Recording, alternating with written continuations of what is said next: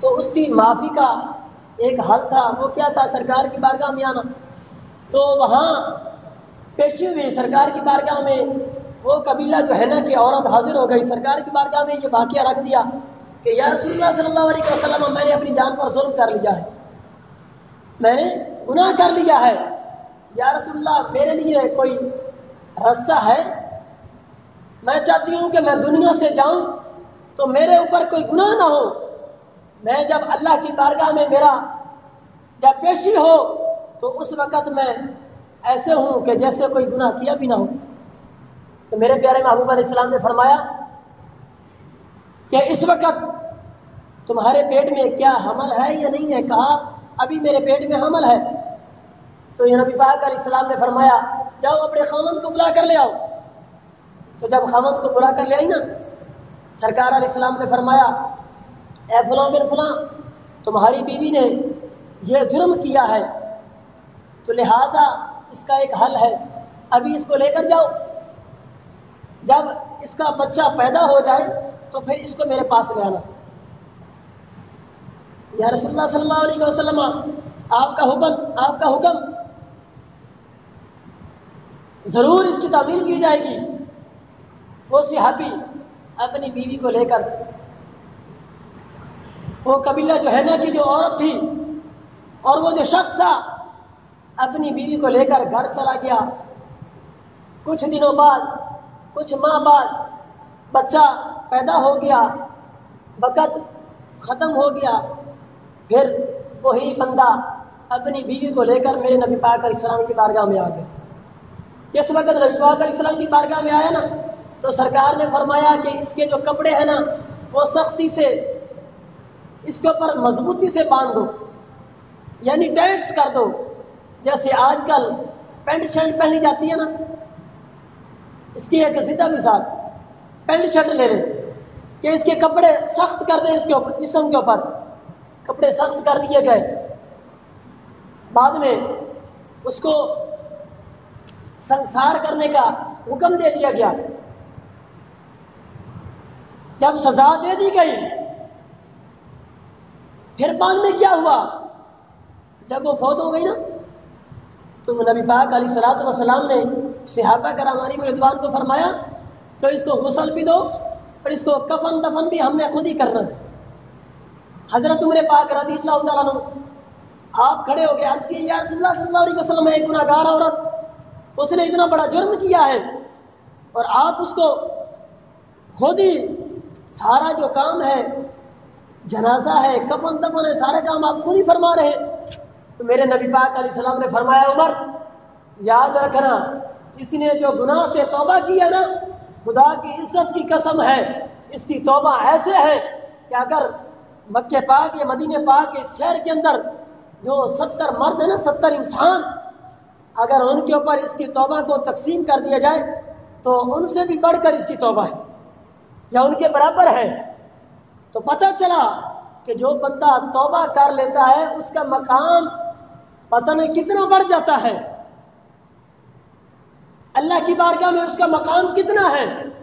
اور ہم سمجھتے ہیں کہ نہیں، اگر ہم نے لوگوں کے سامنے یا ویسے ہی اپنے رب کی ذات کے سامنے توبہ کر لی تو پتہ نہیں پھر بعد میں کیا بنے گا۔ میرے دوستو، جس وقت انسان گناہ کر کے اللہ کی بارگاہ میں آ جاتا ہے نا، تو پھر رب ذوالجلال اس کو واپس نہیں موڑتا۔ میرے پیارے حبیب علیہ السلام نے اس وقت فرمایا اے عمر، آج یہ دنیا سے ایسے ہو کے جا رہی ہے جیسے ماں کے پیٹ سے ابھی ایسے ہی پیدا ہو کے آئی ہے، یعنی گناہوں سے بالکل پاک صاف ہو کے جا رہی ہے۔ تو جو انسان گناہوں سے پاک صاف ہو کر دنیا سے جاتا ہے تو وہ تو ایسے ہے کہ جیسے گناہ اس نے کیا نہیں، تو اس کا مقام اللہ کی بارگاہ میں کتنا بڑا ہوگا۔ تو میرے پیارے محبوب علیہ السلام کے غلاموں، پیارے حبیب علیہ السلام نے اسی وجہ سے فرمایا کہ جو بندہ توبہ کر لیتا ہے اس کا مقام ایسے ہے کہ جیسے اس نے گناہ کیا ہی نہیں۔ یہ توبہ کرنے والے کی بات ہے۔ اللہ اکبر، یہ تو تھی پہلی صفت کہ جو بندہ توبہ کرتا ہے اسے کیا ملتا ہے، وہ دنیا کے اندر سے ہی سرخرو ہو کے جاتا ہے، کل بروز حشر بھی اللہ کی بارگاہ میں اس کا بڑا مقام ہوگا۔ اور پھر دوسری صفت العابدون، اللہ کی بارگاہ میں عبادت کرنے والے، سجدہ ریزی کرنے والے، اپنے پیشانیوں کو اللہ کی عبادت سے چمکانے والے۔ جو بندہ اللہ کی بارگاہ میں جھکا رہتا ہے اس کو کیا مقام ملتا ہے؟ ایک تو جنت کی خوشخبری ہے، اور دوسرا اس کام کے کرنے سے فائدہ کیا ملتا ہے؟ میرے نبی پاک علیہ الصلوۃ والسلام حضرت اما عائشہ صدیقہ سلام اللہ علیہا آپ سے نبی پاک علیہ السلام کے عبادت اور ریاضت کے بارے میں سوال کیا گیا کہ اے امی جان، نبی پاک علیہ السلام کی عبادت کے بارے میں جو ہمیں بتائیں۔ تو حضرت اما عائشہ صدیقہ سلام اللہ علیہا آپ بیان فرمانے لگی کہ میرے پاس ایک دن نبی پاک علیہ السلام رات کو تشریف لے آئے، تھوڑی دیر آپ نے آرام فرمایا، بعد میں آپ نے فرمایا اے عائشہ میں ابھی چلتا ہوں، میں اللہ کی عبادت کرتا ہوں۔ آپ کھڑے ہوئے، آپ نے وضو فرمایا، وضو فرما کے آپ نے نماز ادا فرمائی، اور حتیٰ کہ آپ نے نماز اتنی لمبی فرمائی کہ فجر کا وقت ہو گیا۔ بلال حبشی رضی اللہ تعالیٰ عنہ نماز فجر کے لیے اٹھانے کے لیے آ گئے کہ یا رسول اللہ نماز کا وقت ہو گیا ہے، اور میں کیا دیکھتی ہوں، اے سوال کرنے والے نبی پاک علیہ السلام نے جو نماز ادا فرمائی، ایسی نماز ادا فرمائی، ایسی نماز ادا فرمائی کہ آپ ہیں تو گناہوں سے معصوم، لیکن کیا کرتے ہیں کہ رات کا وقت ہے، میرے پاس آئے ہیں، اور پھر تھوڑی دیر آرام فرمانے کے بعد فوراً آپ کھڑے ہو گئے، وضو فرمایا، نماز ادا فرمائی، اتنی لمبی نماز ادا فرمائی، آپ رکوع فرما رہے ہیں تو رکوع کے دوران ہی آپ کے آنسو جو ہے وہ چھما چھما آ رہے ہیں، حتیٰ کہ اتنے آنسو آئے کہ داڑھی مبارک جو ہے وہ آنسوؤں سے بھر گئی۔ اور پھر میں کیا دیکھتی ہوں، جب آپ رکوع میں جاتے ہیں تو وہی ماجرا ہے، آپ کے آنسو ایسے ہی چل رہے ہیں، جب رکوع میں جاتے ہیں تو ایسے ہی آنسو چلے جا رہے ہیں، اور جب آپ رکوع سے اٹھتے ہیں تو تب بھی ایسے ہی آنسو چل رہے ہیں، اور جب آپ سجدے میں جاتے ہیں تو ایسے ہی آنسو چلتے ہیں۔ جب آپ نماز مکمل فرماتے ہیں، بعد میں عرض کرتی ہوں یا رسول اللہ صلی اللہ علیہ وسلم آپ ذرا ایک میرا سوال ہے، اے عائشہ بتاؤ کیا سوال ہے؟ عرض کیا یا رسول اللہ صلی اللہ علیہ وسلم آپ گناہوں سے پاک ہیں، آپ معصوم ہیں، پھر بھی آپ اتنا زار و قطار روتے ہیں، رات کو آپ گڑ گڑاتے ہیں، روتے ہیں، اتنی لمبی نماز ادا فرماتے ہیں، اس کی کیا وجہ ہے؟ تو میرے پیارے حبیب علیہ السلام نے فرمایا اے عائشہ میں یہ سارا کام اس لیے کرتا ہوں کیا میں اپنے رب کا شکر گزار بندہ، اپنے رب کا عبادت گزار بندہ نہ بنوں؟ ہے گناہوں سے معصوم، لیکن اس کے باوجود کیا عالم ہے کہ رات ساری عبادت میں گزار دیتے ہیں، دن ساری صحابہ کرام کے اندر گزار دیتے ہیں، دیدار کرواتے ہیں، اور لوگوں کے مسئلے سنتے ہیں، عدل و انصاف کام کرتے ہیں، قرآن سناتے ہیں، اور لوگوں کی باتیں سنتے ہیں، اور بددعا کا مکھڑا لوگوں کو دکھاتے ہیں۔ تو میرے دوستو یہ سارے کام ہونے کے باوجود بعد میں کیا ہے کہ میں کیا اپنے رب کا نیک بندہ مقرب بندہ نہ بن جاؤں؟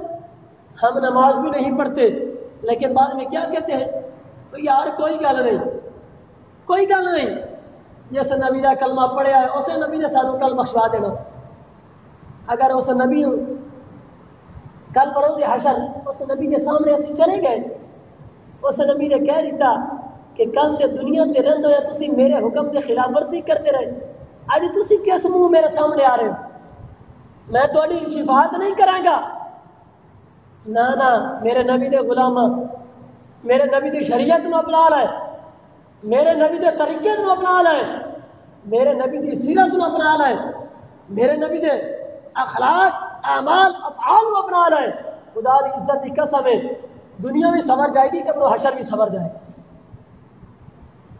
اور اسی طرح حضرت ثابت بنانی رضی اللہ تعالیٰ عنہ یہ بڑے ہی اللہ دے نیک بندے سن، بڑی نیک روح سن تے تابعین سن. انہوں کا واقعہ کچھ اس طرح ہے کہ جس مسجد کے کول بھی گزرتے سن تو اس مسجد میں ضرور جا کے نماز پڑھتے سن. نماز پڑھن تو بعد قرآن پڑھتے سن، اس کر کے کہ یہ جگہ بھی میرے واسطے بخشش کا ذریعہ بن جائے.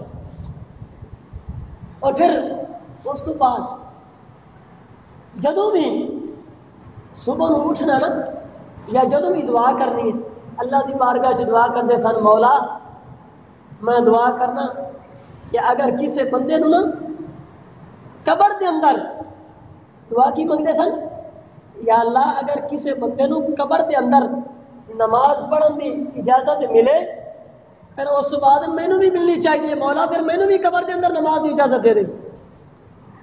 یعنی اتنا کہ ایمان تے عقیدہ پختہ کہ جی یا اللہ میں دنیا کے اندر نماز پڑھنا ہی میں مینوں قبر دے اندر بھی نماز پڑھن دی توفیق دے. اصل تے نماز دے قریب بھی نہیں جانے ہاں، پھر کی کہنے ہاں ایک نماز پڑھن تو بعد کہنے کہ ساڈے تو بڑا نیک بندہ ہے ہی کوئی نہیں. ہاں جی اپنے آپ کو بخشا گمان کرنے ہاں اور پھر کہنے ہیں کہ ساری بخشش کی سند پکی اسی ضرور بخشے جاواں گے. دیکھو حضرت ثابت بنانی رضی اللہ تعالیٰ عنہ آپ جس وقت فوت ہوئے نا، فوت ہونے تو بعد انہوں نے ایک سنگی سی دوست سی، انہوں دی قبر بارش کی وجہ نال ایک دو اٹاں ڈگ پیاں، اٹاں ڈگ پیاں. جدو قبر ڈگ پئی نا تے انہوں نے سنگیاں نے جا کے قبر صحیح فرمائی تے کی بیان کرتے ہیں، اسی جدو جا کے قبر ویکھی نا تے اٹ سیدھی کرن لگیاں وچ کی ویکھ رہے ہیں قبر دے اندر نماز پڑھ رہے سن. اسی بڑے حیران تے پریشان، اسی چلتے چلتے کہ میرے قبر درست کر کے نا واپس انہوں نے گھر آ گئے. انہوں دی بیٹی نے آگے سوال کیتا کہ اے بچی ذرا دسو تو صحیح تواڈے والد صاحب کیڑا عمل کرتے سن کہ اسی دیکھتے پے ہاں، اسی قبر جا کے درست کیتی، قبر دے وچ ویکھیا کہ نماز پڑھ رہے سن، ذرا دسو تو صحیح انہاں دا کی عمل سی. اللہ اکبر بیان کردیاں نے کہ رات دا ویلا ہوندا سی تے رات نو بھی نماز پڑھتے سن، دن دا ٹائم ہوندا سی تے دن بھی نماز پڑھتے سن، اور ہر ویلے دعا کرتے سن کہ مولا جی دن دے وچ نماز پڑھنا، جی رات دے وچ نماز پڑھنا، ایویں مولا قبر دے اندر بھی نماز پڑھن دی توفیق دے. ہر ویلے اللہ دی بارگاہ وچ زارو قطار روندے سن، رات پوندی سی تے پھر بھی روندے سن، دن ہوندا سی تے پھر بھی روندے سن، اور کسی مسجد دے کول بھی گزرتے سن اتنے نماز پڑھتے سن ضرور، اور ایک رات دن دے اندر پورا قرآن ختم کرتے سن. اچھا اور 24 گھنٹے روندے سن. اور جڑا بندہ روندا نا او دے کیفیت نو بیان کرتا میاں صاحب نے کلم چکا آپ نے کی فرمایا کہ رات پوے تے بے دردانو یارا نیند پیاری آوے، درد مندانو یاد سجاندی آدھے ستیاں آن جگاوے، جنہ دی لو اللہ دے نال لگی ہوئے انہاں نو نیند نہیں آندی، انہاں نو 24 گھنٹے اسے ذات دی یاد آندی رہندی ہے. وہ 24 گھنٹے کی دعا کرتے ہیں مولا جویں دنیا دے اندر سانو نماز دی توفیق دیتی ہے قبر دے اندر بھی توفیق دے. اللہ اکبر میری ملت دے نوجوانوں، اللہ تعالی سانو بھی انہاں بزرگاں دے طور طریقے تے چلن دی توفیق عطا فرمائے. یہ ہے مومنہ دی دوسری صفت التائبون العابدون، توبہ کرن والے تے عبادت کرن والے، الصائحون روزہ رکھن والے. میرے نبی کا فرمان ہے کہ روزہ یہ ایسی چیز ہے کہ جس کا اجر کسی انسان نے نہیں دینا بلکہ خود رب ذوالجلال نے عطا کرنا. اور یہ رمضان مبارک کے اندر اس کی وضاحت انشاءاللہ چلتی رہتی ہے. یہ مومنہ کی تیسری صفت. چوتھی تے پنجویں صفت الراکعون الساجدون، رکوع کرن والے تے سجدہ کرن والے. ہاں جی، رکوع کرن والے تے سجدہ کرن والے، یہ بھی مومنہ دی صفت ہے. جڑے میرے نبی دے غلام نے انہاں دی صفتاں نے 9 صفتاں نے، یہ انہاں دی جو چوتھی تے پنجویں صفت آئی ہے رکوع کرن والے تے سجدہ کرن والے. یہ بڑا پیارا ایک واقعہ موجود ہے. حضرت شاہ سلیمان تونسوی رحمت اللہ تعالی علیہ نام سارے امید سنا ہوئے گا. آپ نا بڑے اللہ دے نیک بندے سن. رات دا وقت ہے، تہجد دا ٹائم ہو گیا. اکھ کھلی، کہیں گے کہا کہ تہجد دا ٹائم ہو گیا. آپ نے سر تے پگڑی سجائی اور پھر ہاتھ میں کھنڈا ہے. آپ نا چلتے چلتے چلتے چلتے مسجد کی طرف جا رہے ہیں. جب مسجد کی طرف جا رہے سن، رستے دے وچ ہی 4 بندے کھڑے سن. کتنے بندے کھڑے سن؟ 4. چارے بندے آپس میں ڈسکس کر رہے سن کہ یار بابا آ رہی ہے تو اس بابے نے کوئی وقت پا دینا، بابے نے کوئی وقت پا دینا. وہ آپس میں ڈسکس کری جا رہے ہیں، گلا کر رہے ہیں. حضرت شاہ سلیمان تونسوی رحمت اللہ تعالی علیہ آپ بڑے اللہ دے نیک بندے سن، بڑی پہنچی ہوئی سرکار سن. دن نو قرآن پڑھنا، نمازاں پڑھنیاں، رات نو نوافل پڑھنے، قرآن پڑھنا، تہجد پڑھنا،